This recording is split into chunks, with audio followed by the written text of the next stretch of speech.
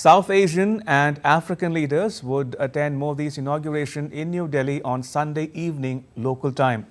It reflects India's policies of neighborhood first and security and growth for all in the region. Anu Kaushik reports. The stage is all set for the swearing-in ceremony of Narendra Modi as India's Prime Minister for a third historic term.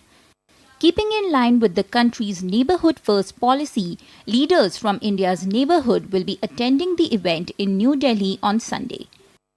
They are Sri Lankan President Ranil Wickremesinghe, Maldives President Mohamed Muizzu, Seychelles Vice President Ahmed Afif, Bangladesh Prime Minister Sheikh Hasina, Mauritius PM Pravind Kumar Jugnauth, Nepal PM Pushp Kamal Dahal, and Bhutan PM Tshering Tobgay.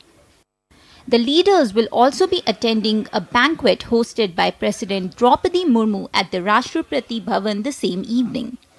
Some leaders, including Prime Minister Sheikh Hasina and Vice President Ahmed Afif, have already arrived in the Indian capital. The presence of regional leaders at the oath-taking ceremony will also highlight India's Sagar, or Security and Growth for All in the Region vision, which focuses on maritime cooperation in the Indian Ocean region. This is not the first time neighborhood first gained paramount importance at high-profile official events in India.